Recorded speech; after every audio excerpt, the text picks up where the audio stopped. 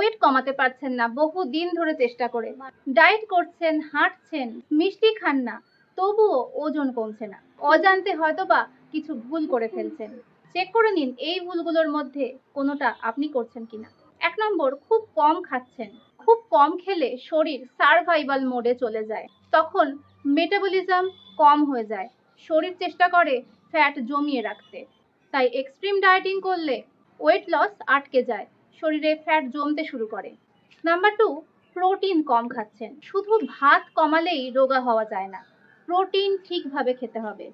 Protein কম খেলে muscle কমে, metabolism কম, বেশি খিদে পায়। প্রতিটি মিলে প্রোটিন থাকবে কার্বোহাইড্রেটের হাফ করে। ডিম, দই, চিকেন জাতীয় খাবার প্রতিদিন রাখার চেষ্টা করুন ডায়েটে।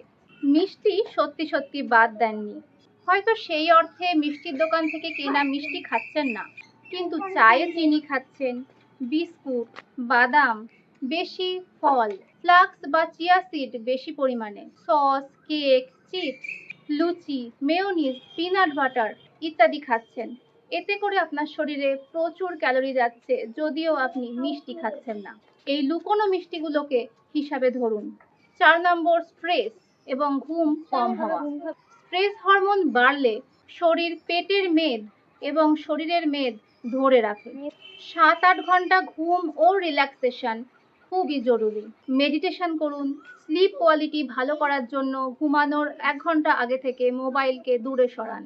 কর্টিসল হরমোন কমালে তবেই ওজন কমানো সম্ভব, আর তার জন্য মেন্টাল রিল্যাক্সেশন খুবই জরুরি। কিছু মেডিকেল ইস্যুস থাকতে পারে যার জন্য ওজন কমে না, যেমন থাইরয়েড, পিসিওএস বা ইনসুলিন রেজিস্ট্যান্স।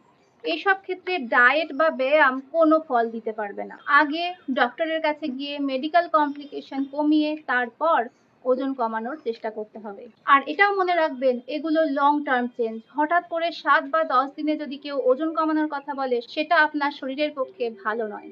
মাসে 1-2 কেজি ওজন কমানো মানেই যথেষ্ট। এই ধরনের ইনফরমেটিভ ভিডিও পেতে গেলে সাবস্ক্রাইব করে রাখুন। এই ভিডিওটা ভালো লাগলে লাইক করে দেবেন।